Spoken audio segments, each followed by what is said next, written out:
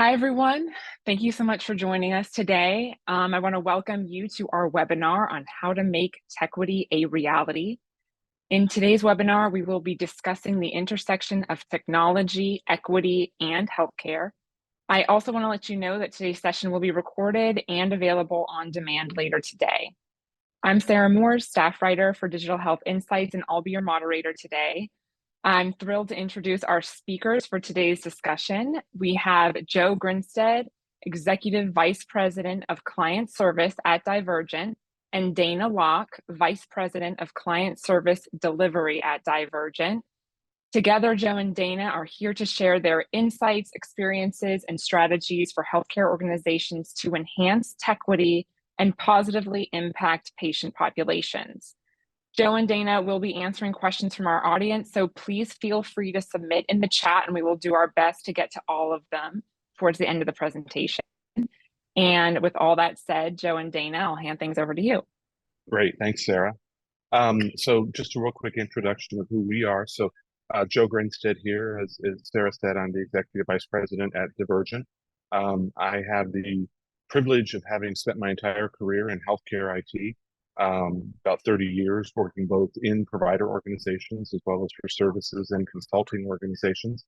And I'm really looking forward to this conversation today because while I'm very excited about the advances we're making as an industry in leveraging digital tools, I grew up in a fairly rural, low-income area of the country, and I know that access to these tools is still a challenge for a lot of folks that live in those spaces. So look forward to talking with everyone about how we can help to close some of those gaps. Dana? Thank you, Joe. Yes. Hi, everybody. My name is Dana Locke, and I'm the Vice President of Delivery here at Divergent. I'm located in the Northeast, and I have spent my entire career as Joe working in the healthcare space. I've worked at several different vendors, done large EMR implementations, and have worked at several different healthcare organizations. I'm also passionate about this space because what we've seen, and as we'll talk about, as technology and our reliance on it has increased, we're making a lot of assumptions that everybody has the same access that we do, and that's not the case. And so the question really on the table is, how are we going to be able to solve that problem to make sure that the access to healthcare and that divide doesn't increase? So really excited to talk to you about that today. I just want to jump in and say we really do want to encourage folks to pop in on the chat or the Q&A with ideas, because this is definitely an emerging space and an emerging topic, and there's a lot of creative solutions out there that people are trying. So we don't, Dana and I don't purport to have all of the answers. We've done a lot of research. We've talked to a lot of healthcare organizations and vendors, but really want to hear from folks out there and, share with your peers here on this, what ideas and suggestions you have as well. So Dana, I think you were going to cover this slide and tell folks a little bit about Divergent. Yeah, for those of you that don't know Divergent, just to give you a little bit about us, we are a pure healthcare services firm. We just celebrated our Sweet 16, so we did lots of celebrations and are happy to be in year 16. We really focus only and solely in healthcare and provide those professional services and solutions to really help healthcare organizations with their journey through that technology journey. And so really excited. We focus all of our work on outcome-based services, and we're really proven in the market to be able to be nimble and have that expertise in order to help our partners achieve their goals.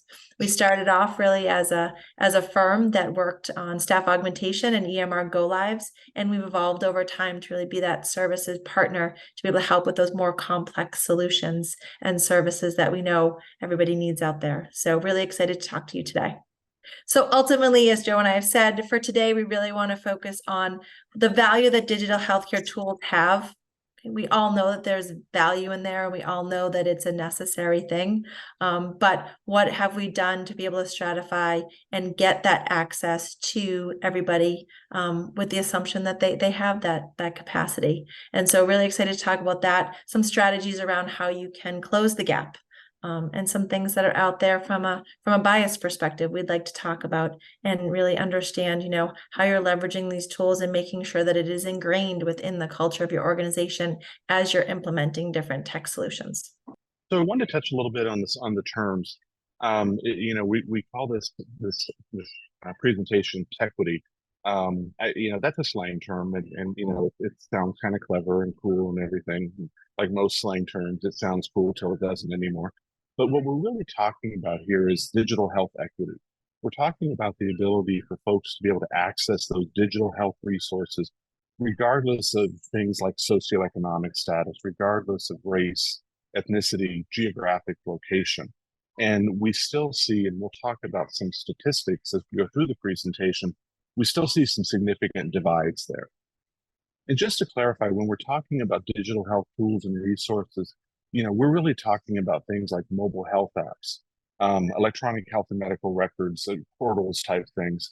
But we're also beginning to talk a lot about wearable devices that can have an impact in monitoring patients and their conditions and giving caregivers insight into the condition of that patient, even if the patient's not necessarily right in front of them.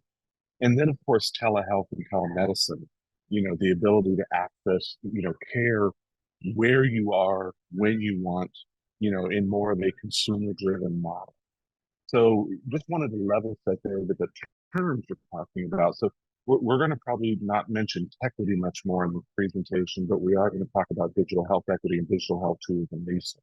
So the benefits of digital health tools, I'm probably preaching to the choir here. Everybody understands a lot of it, but there are some real significant drivers. And what I think is important is to think about these drivers in the context of how well are we going to achieve these objectives if a large portion of our patient populations can't access digital health resources.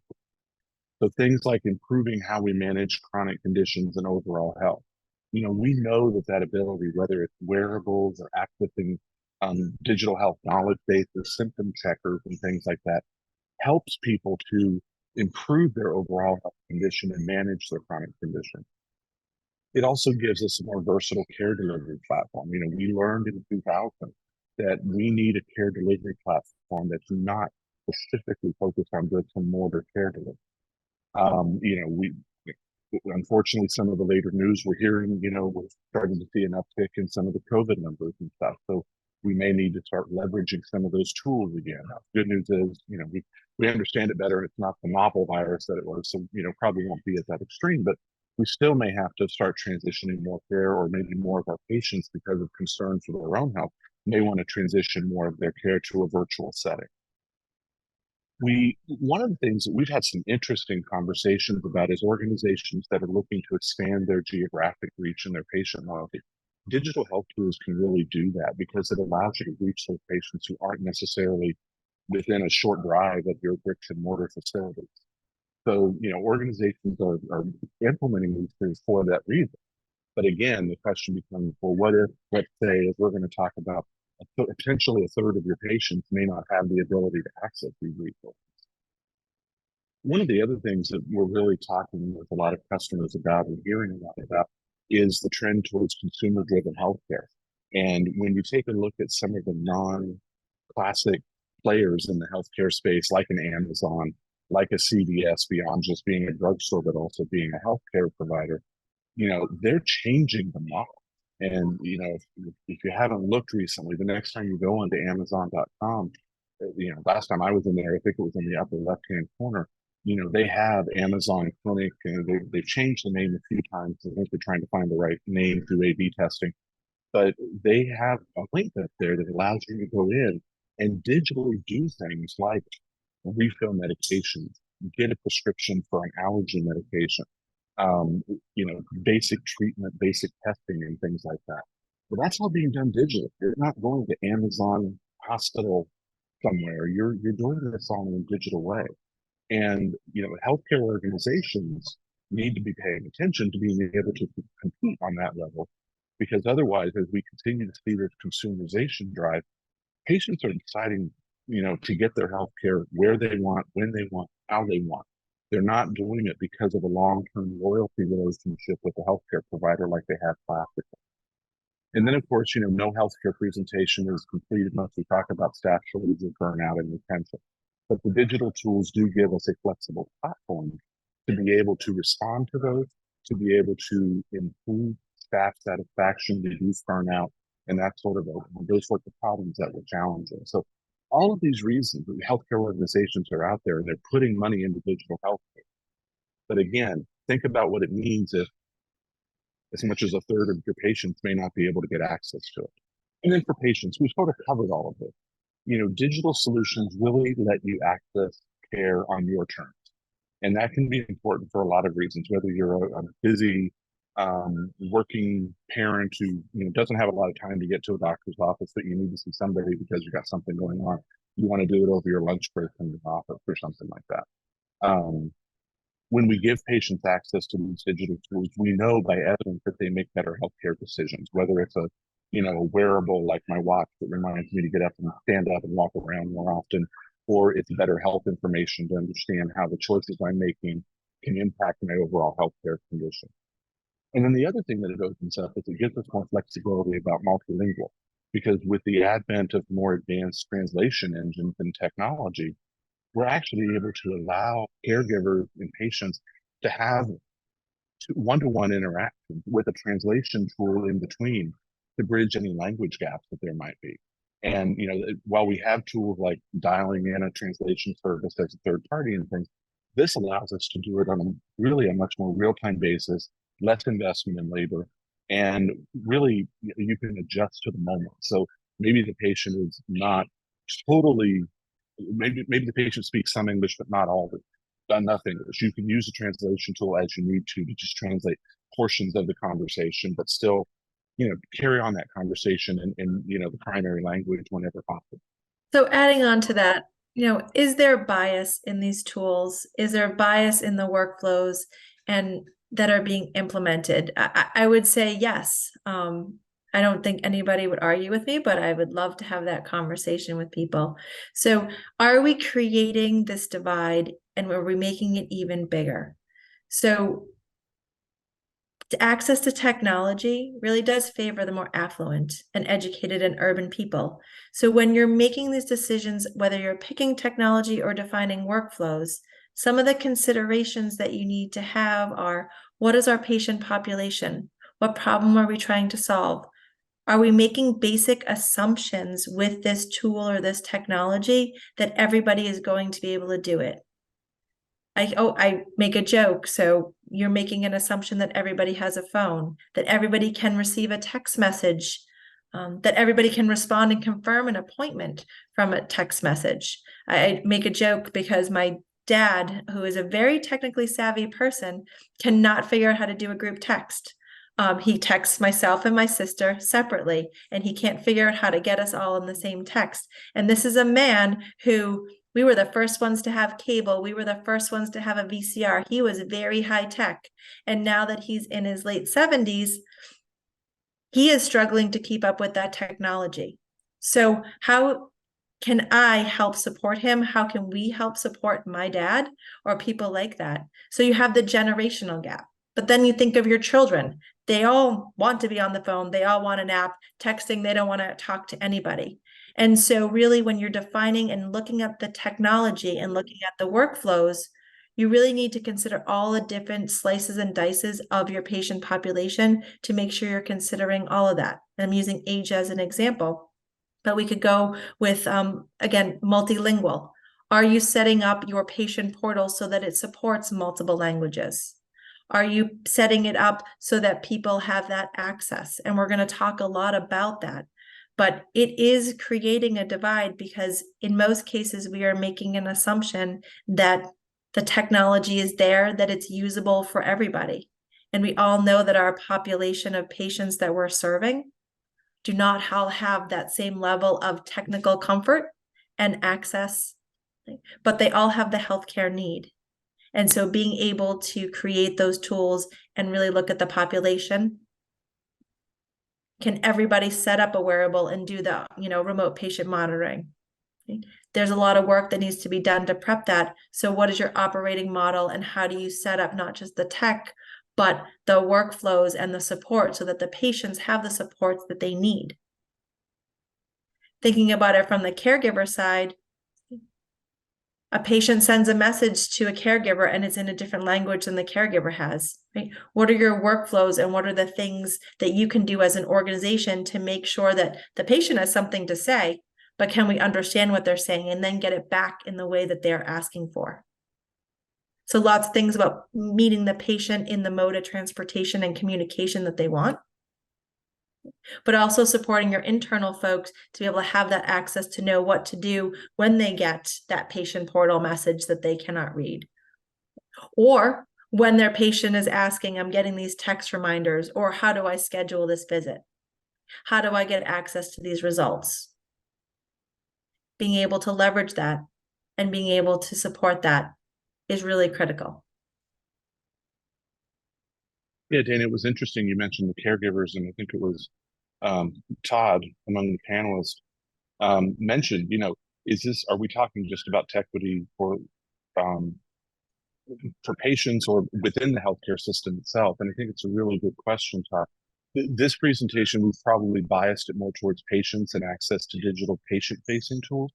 But I do agree with you that there's a need to also address those sorts of gaps within the healthcare system. As we've implemented EHRs over the past, many number of years, we've all had our experiences with folks who are, the I'm not good with computer people, and I'm not comfortable with technology, and it's something we have to acknowledge, because if folks aren't comfortable engaging these tools as caregivers, as part of the healthcare delivery system, we're never going to get as much potential out of them as we could. And to use Dana's example, you're a caregiver, you get a portal message from a patient that's in another language that you don't speak. Are we prepared to help those caregivers leverage the technology tools to allow them to do the translation and respond and do all of those sorts of things? I think it's a really good question to think about. Again, this presentation is probably a little more biased towards the patient-facing side, but I do think that's a really good point. Thanks for bringing that up, Todd. Yeah, and to add to that, Joe, I agree. And I think, when we're talking, tech and we're talking the technical things, a lot of times we throw those technical solutions out there and just think they're going to magically be adopted. But there really needs to be education on the patient side and the internal caregiver side to understand, what do I do with these things? And, that's one of the biggest pitfalls of tech is you can't just throw it out there. You really do need to think about the workflows and all the different things that happen, so you can have paths to be able to solve those problems. Yeah, at the end of the day, all of this is about change management, organizational change management, or OCM. We've got to make sure we're investing in bringing everybody along. And starting to understand that the healthcare team is, really includes the patient and the patient's families and things like that. So everybody needs to be part of that change management strategy. So thank you, Maslow. We're going to kind of break this down a little bit. And what we're going to talk about is that hierarchy of needs. So general access, and we'll dig into each one of these. General access to the internet. We make a lot of assumptions that everybody has that. That is a bad assumption, especially in your rural areas. The hardware and technology. Not only do they have it, do they know how to configure it? What happens when it doesn't work? We rely a lot on this. And so talking through that. And then the skills and the will. Okay. Again, going back to my dad, he has the will to do it. He clearly doesn't have the skill to send a group text. So how do we educate him? How do we educate people to be able to access the portal, to leverage their smart, tools? So we're going to dig into all of this, but really we're breaking it down, and we would say it really starts off with your basic access to the internet. So when we start thinking about access to broadband, as Dana said, one of the barriers to access often is geography. There are just portions of our country where it's not been feasible for the large telco providers to provide broadband access, whether it's wireless through a cellular 5G type solution or hardwired. When I think about where I grew up in southeastern Ohio, in a fairly rural area, it would have been a lot of money invested to bring internet access to the homes along the country road where my grandparents lived, because there was in some cases a mile between houses. That's a lot of infrastructure to build in order to really get access. The other barrier, though, can be economic. There are a lot of folks out there living at an economic level where being able to afford broadband services, even if they live in a more urban area, is hard to accomplish. Some of the statistics over there that we're talking about, um, in rural and tribal lands, which are prime areas where the geography gets in the way, we're talking less than 2/3 or roughly 2/3 of people have access to broadband at all, regardless of their ability to pay for it. It's whether or not it's even there as an option. And then when you talk about incomes, Pew Research has done a lot of studies around this. 43% of adults with incomes lower than $30,000 don't have home broadband services. And to put that in perspective, our poverty threshold in the U.S. is currently 26.5 household income. So, that's even lower than the threshold that Pew used, but that represents about 34.5 million people in the U.S. that are at that level where almost the majority of them really don't have home broadband service. And again, that may be somewhat geography, that may be somewhat economic. So what we've tried to do on these slides is talk on, the left, some of the challenges, put some statistics out there, hopefully equip you with some numbers to go back and talk to your healthcare organization about. And then on the right, we wanted to share some things that we've seen and that we're really advocating as divergent for folks to tap into. One of the biggest ones, and I had the benefit of attending a regional HIMSS conference up in Dana's neck of the woods in New England, where one of the keynote speakers had just come from being a White House advisor, and he worked a lot with this affordable connectivity program that the Biden administration has built into some bills. And what this program does is really assist people who are economically disadvantaged to get access to broadband. And as we'll talk about on the next slide, it also helps them with the hardware. So, I think there's room as healthcare organizations for us to tap into that program and begin to make that available to patients. Making sure that as you're discharging a patient or as patient's leaving your office after a provider visit, do you have internet access at home? And if you don't, hey, did you know that this could help you if it's an income issue or something like that? Now, one of the other things, and we didn't mention it on the slide, that this program is also doing is it's providing a bunch of money to bring broadband access to those rural and tribal lands that we talked about. So it's also helping to address the geographic problem of not having access where you live. Again, another thing is, healthcare organizations are advocates. We advocate for our patients all the time. And this should become part of our advocacy, as we're talking to our local leaders, as we're talking to our state and federal representatives. What are you doing about making sure that our patients have access to our digital health resources? We're making all of these investments. This makes patients' lives better. What are you doing as a government official? I'm really beginning to advocate that we start looking at broadband access as a social determinant of health.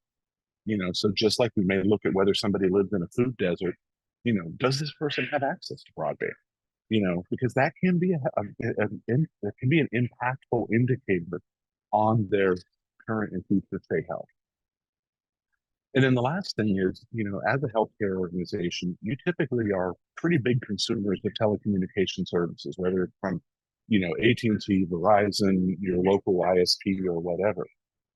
Advocate with those vendors of yours that you're paying a significant amount of money to, and ask them the same question that you should be asking your political official.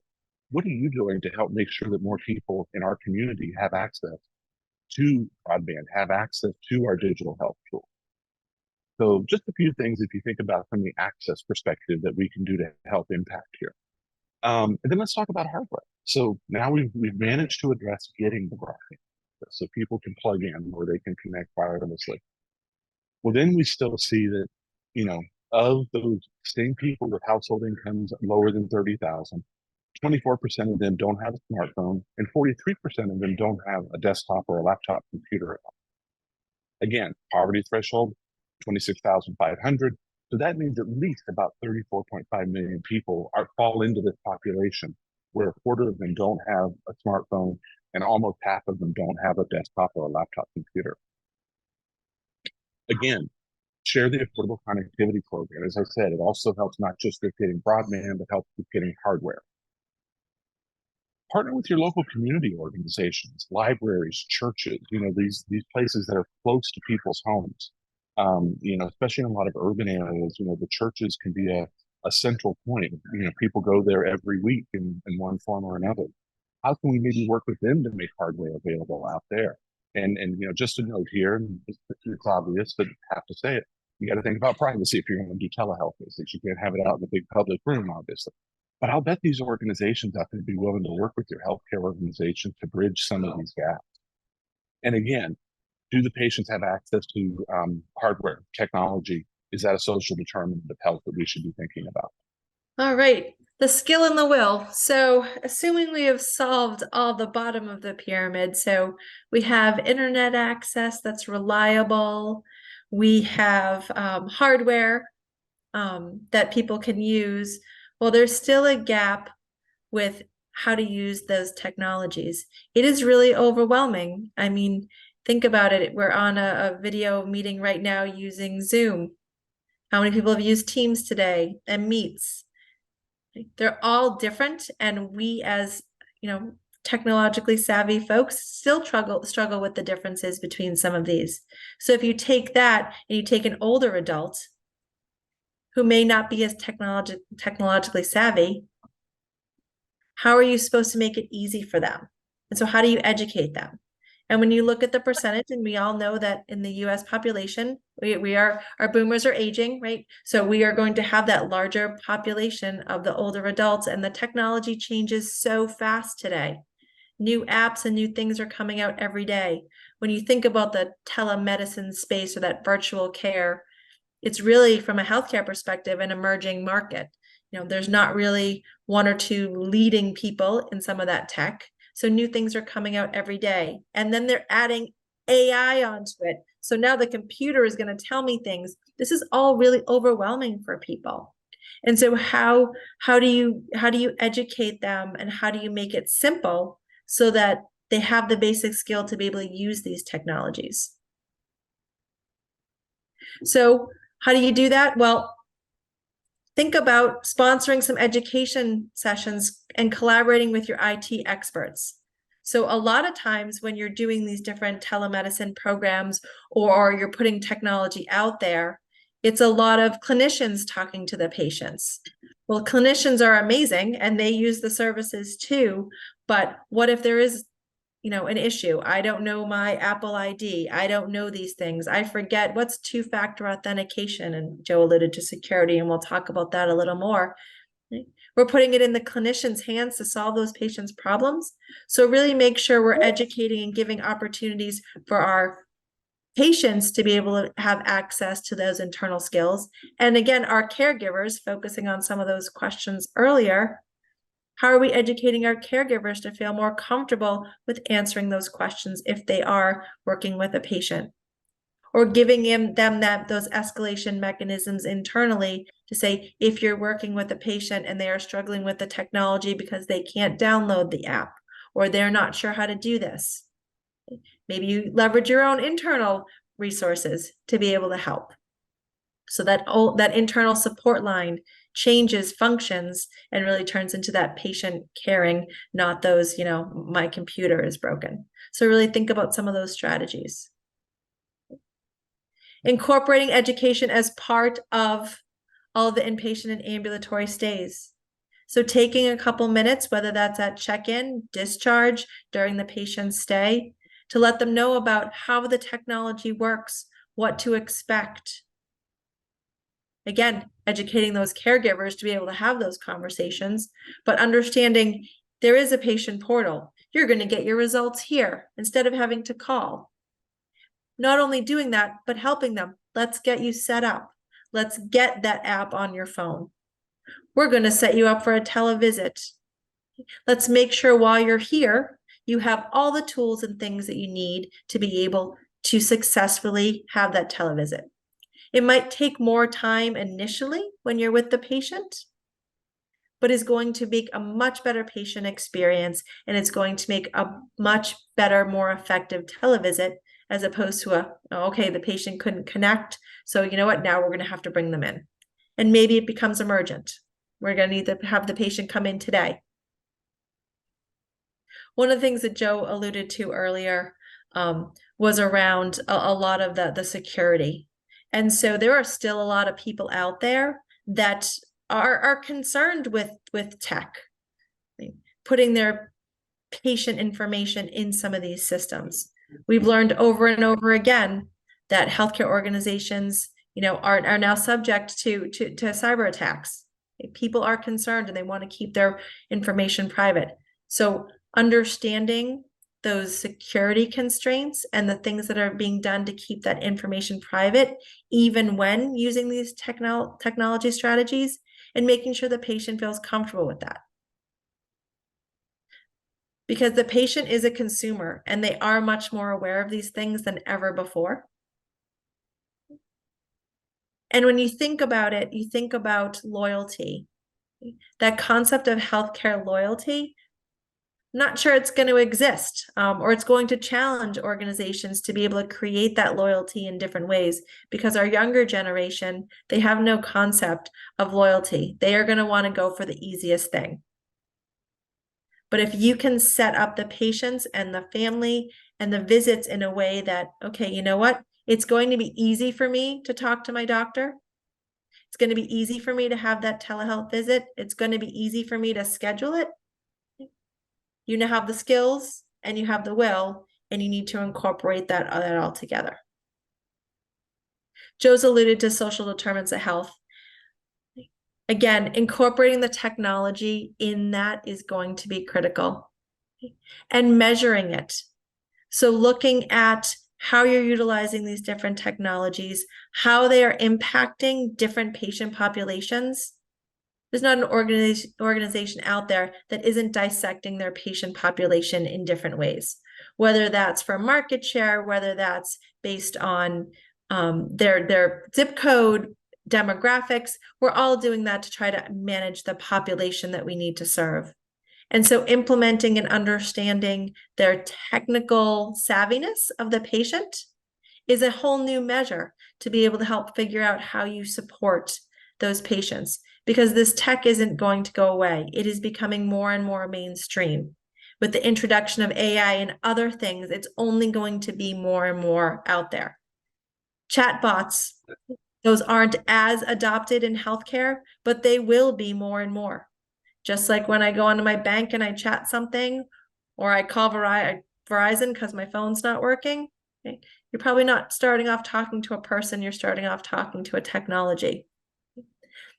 That's a little scary for people when it's their healthcare. So it's going to take us for a while to get there, but making sure you're doing that in a way that's really going to be successful, and then measuring it and making changes and improvements based on that data is going to be critical. So some additional things that I think you should consider when you're thinking about your technical strategy as it relates to the equity.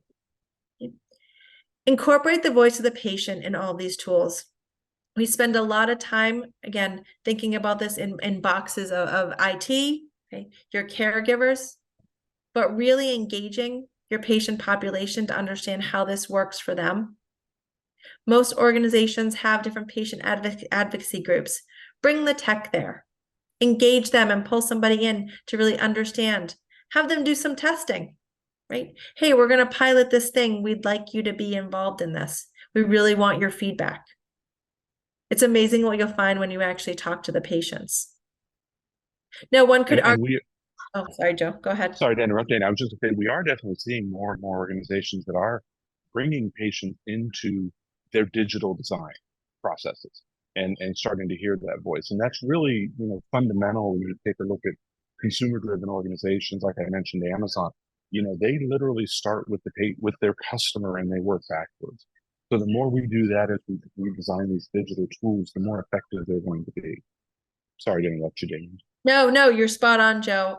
It's just never been something that from a traditional healthcare, tech life cycle that we've done. I think people were afraid to do that. But as we've moved to, again, it's a demand-driven healthcare culture now. So you're not just going to your community hospital. I'm really looking for the best, and I'm looking for the one that I want. And oh, I can virtually meet with them, and they're across the country from me or in a different country. This is all amazing.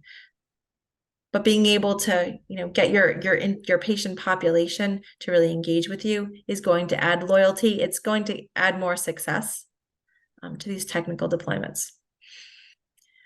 Go into the community when possible. So there are a lot of avenues that you can do in order to be able to get out there and expand your healthcare. So we talk a lot about, we're talking a lot about tech as, virtual care and that care outside of the four walls. But there's other ways to do that. Partner with community groups. If there's a community center, go there and provide some care. If there's elderly community villages within your population, go there and provide care. Outside the four walls is going to be key. I think we've learned that from COVID, that getting out in the community is going to be the best way to get the diverse population that you're serving to get the healthcare that they need. So yes, we're leveraging technology, but we're leveraging it in a different way, because before you couldn't have the clinical needs and the EMR and all these things to be able to administer care out in the world. Well, now you can, because you can have a van that has Wi-Fi and access to everything you need, and it can drive around. It can go to those rural areas. It can go to those hard to reach areas. It can go to those schools. Take care of the kids in the schools that may not be getting it.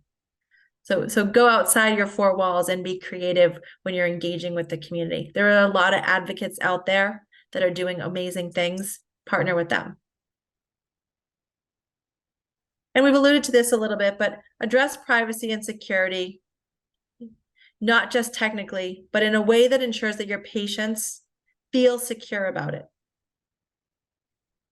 It is scary for a lot of people. They want to make sure that they are not sharing their health data in this technology that somebody's going to be able to have access to. And so educating them on why it is safe and secure, the things that you're doing to keep things protected. They'll be more likely to use your digital tools. And some of the considerations when you're thinking about developing these tools, again, rural and tribal areas, your lower income, middle income, gender,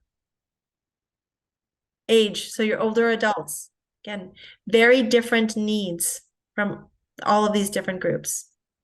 People with disabilities. You think about that when you're talking about your physical plant, right? Your physical hospital, and you're making your hospital accessible to people with disabilities.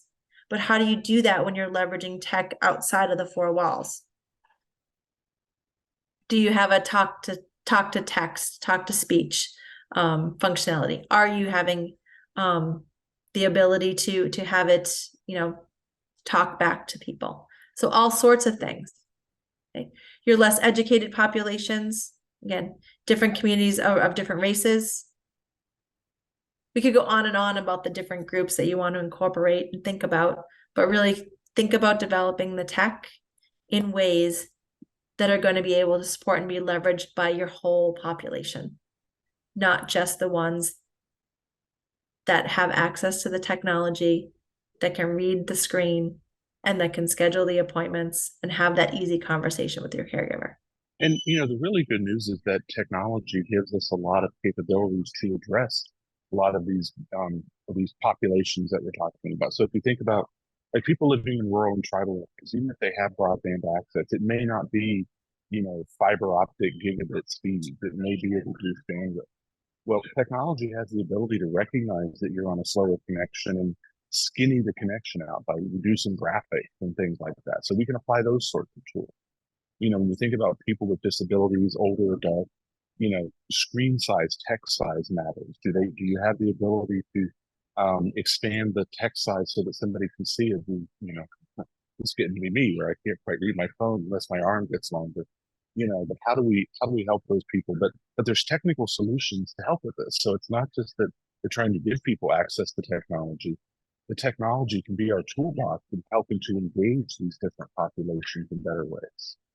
You know, it helps us, technology can help us with less educated populations by helping us make sure our language is at the right level for, you know, to be consumable by people. You know, I hear different numbers, but, you know, they say, you know, public information should be, you know, generally consumable by somebody at a 5th or a 6th grade reading level.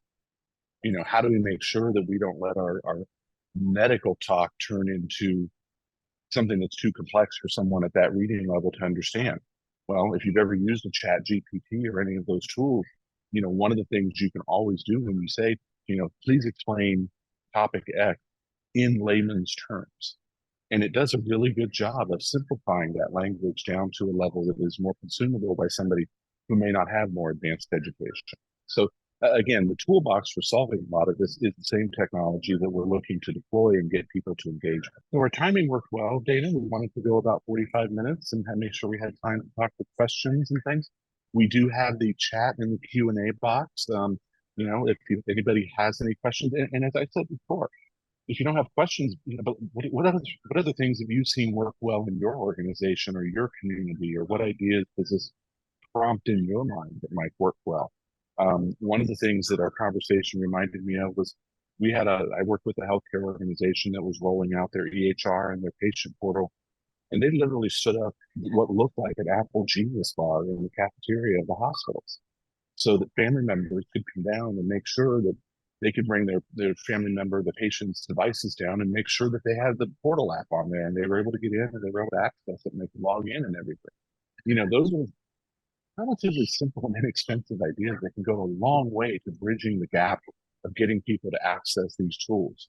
And again, I want to take everybody back to the early slides where we talked about why we're investing in all of these digital tools. There's a whole lot of reasons. But if we don't also encourage and enable people of diverse populations to access those tools, that investment isn't going to yield as much value for it as it could. Yeah, I think other industries, Joe, have done a really great job at, you know, because other industries are really consumer focused.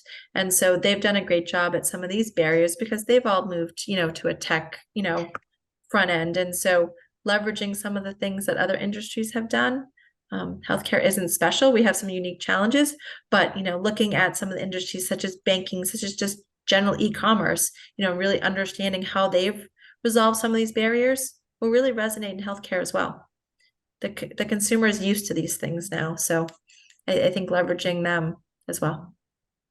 Exactly. And I do want to go on record and say, I don't know that we'll ever see a day where we'll see 100% consumption of our digital tools. There's always going to be a population out there for one of those reasons on the hierarchy of needs we identified, or reasons we didn't identify yet.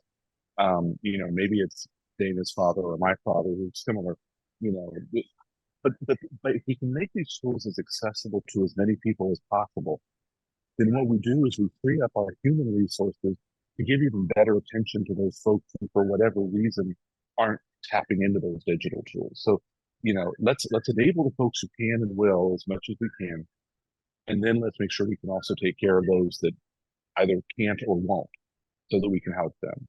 And a good point, Todd. Everything is a bell curve. You know, aim for the middle.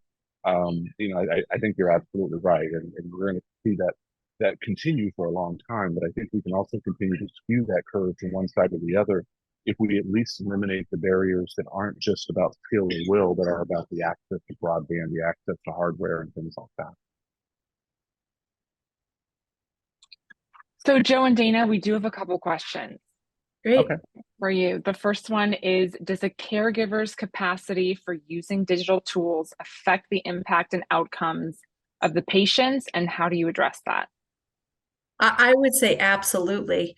If you have a provider or a caregiver that, I'm going to use it really simple, doesn't talk to their patient about the patient portal and doesn't advocate and doesn't use it, that patient's ability to be successful with the technology isn't going to happen. Patients tend to go with what their caregivers are telling them. Hey, I want you to go, I want you to log into this thing, and I want you to input your, you know, blood sugar levels every day so that I can help monitor you. that interaction and amongst itself is going to empower and really motivate the patient to do that. If you have caregivers that aren't doing that or are saying like, oh, don't worry about what they said, like we're not going to do that, it's not going to, you're not going to leverage the tech. So I believe very strongly that educating your caregivers and your internal folks on the tech and the benefits and giving them the support mechanisms to ask questions so they feel comfortable talking to the patients is really key to success as well. Yeah, and I think part of that strategy, Dana's spot on. Part of that strategy is what we talked about earlier. Go out and sit in their shoes, meet them where they are as caregivers, and understand. And you can see the statistics. If you look at portal adoption by provider, which is a common metric we look at. If we see that certain providers has a percentage of patients are lower adopters, let's go out there tell me a little bit more about the conversation you're having with the patient. What is it that's getting in the way of you talking to the patient about using this portal? Is there information you don't have? I always make this assumption that people come to the table trying to do the right thing. That if they're doing something different, it's usually because of information they have that's either wrong or information that they don't have. So meet them out there and try to help them fill that gap. And again, we've seen throughout our implementation of digital tools in healthcare, there's always those folks who are struggling with it. We've got to continue to invest in them, continue to give them comfort. But at the end of the day, we also have to acknowledge there is a tipping point where using these digital tools is as much a part of your job as filling out paperwork and documentation. This is what we expect of you as a caregiver in the organization. So, we shouldn't rush to it, but eventually you have to hold people accountable for the behavior too.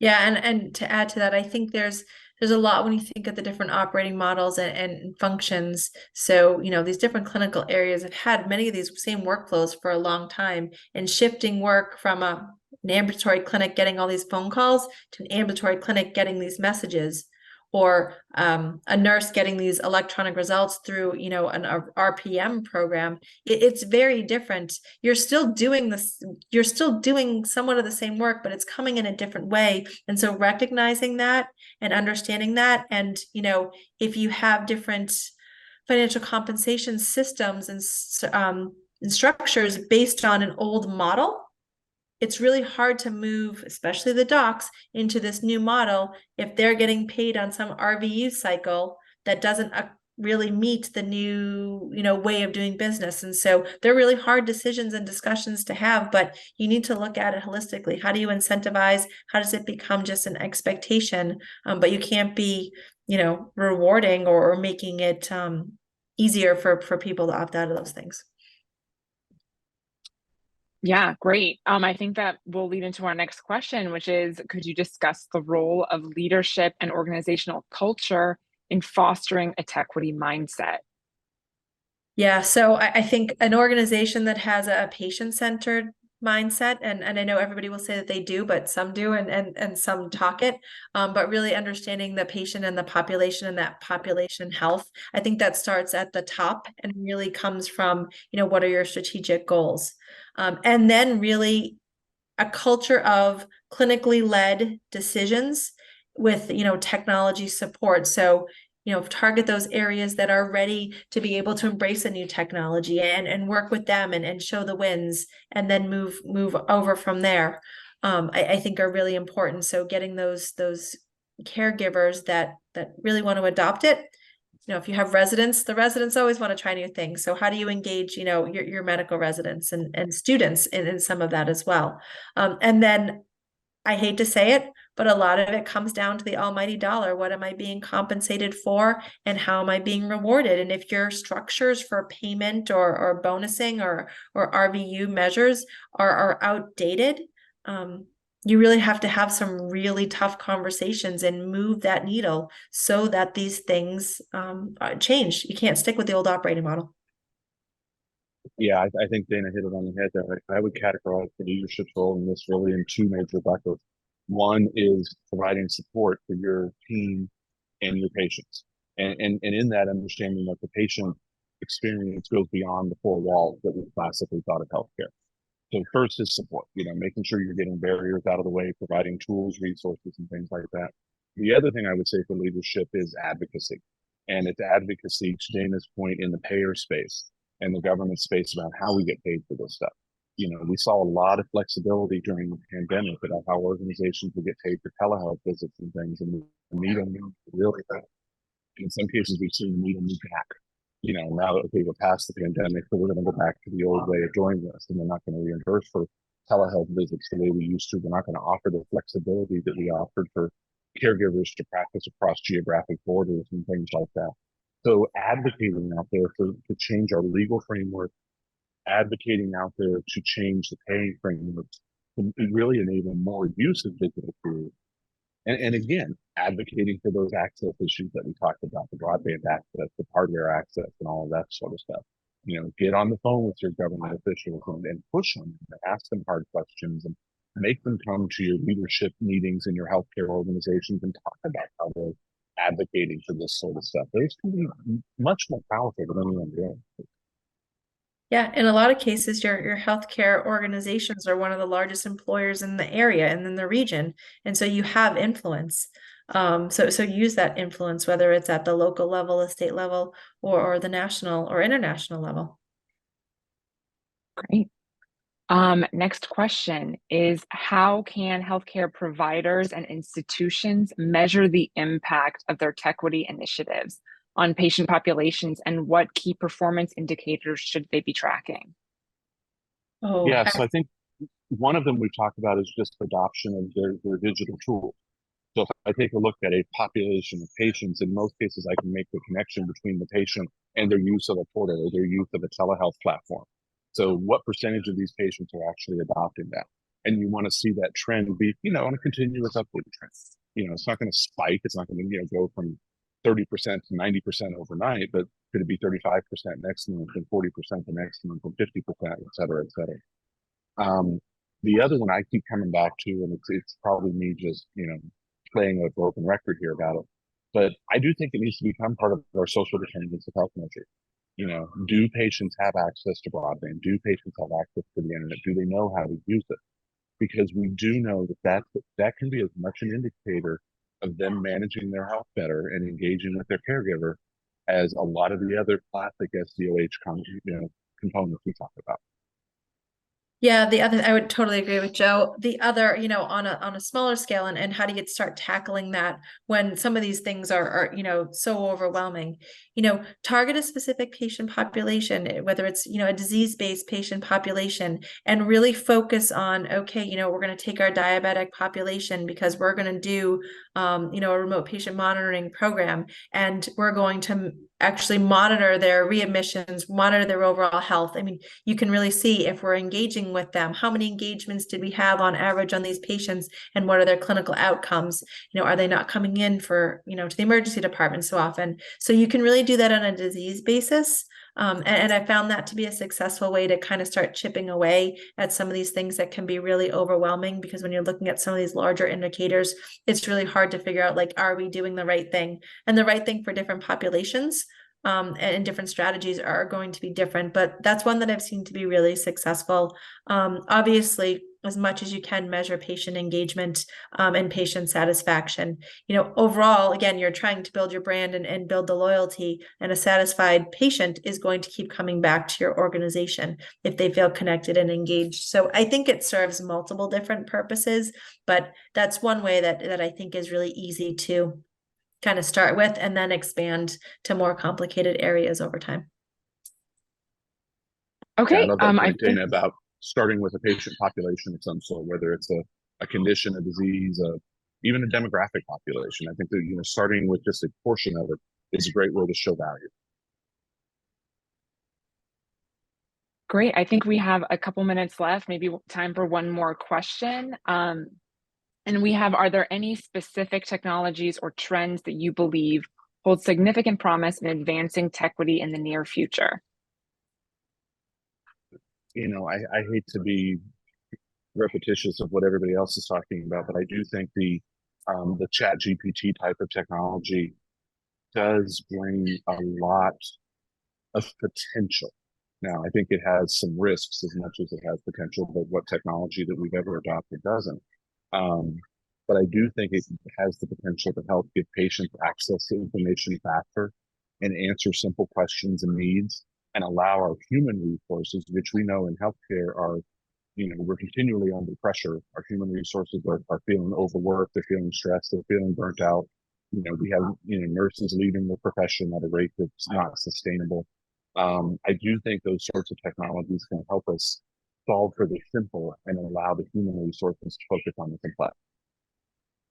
Yeah, I agree with Joe. And again, it sounds cliche. I think time will tell, but everything that we're seeing from what some of these AI tools are going to do is really going to change the game, and free up the caregiver to be able to focus on again, the really sick or the really outliers. And so, what that means from a patient experience perspective, I think is to be determined as well. But I think as EMRs scared away caregivers, right? Who hasn't implemented an EMR where caregivers haven't retired?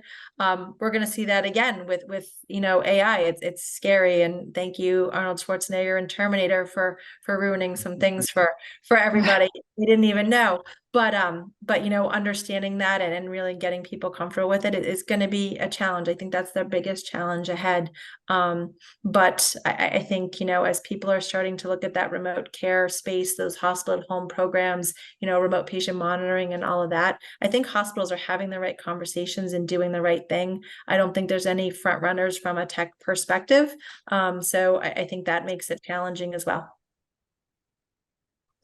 Okay, great. Well, we are running out of time. So is there any last minute things that you would like to add? I would just, yeah. So sorry, Dana. I don't have so much to say. So, I would say, this problem isn't is an easy one to solve. I think you need to be methodical and mindful, and really understand what your organizational goals are, and really align that, and piece it out. You're not going to have one thing that's going to solve all of this. I think it's going to be a whole roadmap and strategy around it. Yeah, and I would just like to thank everyone that joined. And like Dana said, this is not an easy problem. We don't suggest we have all the answers. Hopefully, we added a few new ideas to your toolbox. And both of our emails are on the screen there. We'd love to continue this conversation. As we said at the outset, both of us have some real passion for this topic. We think this is something where we can help healthcare be better and take better care of patients and caregivers. So please reach out. Let's continue the conversation. All right. Thank you so much, Joe and Dana. And thank you everyone for joining us. And this recording will be available on demand later today. Have a good one. Thanks, Sarah. Thanks, Sarah.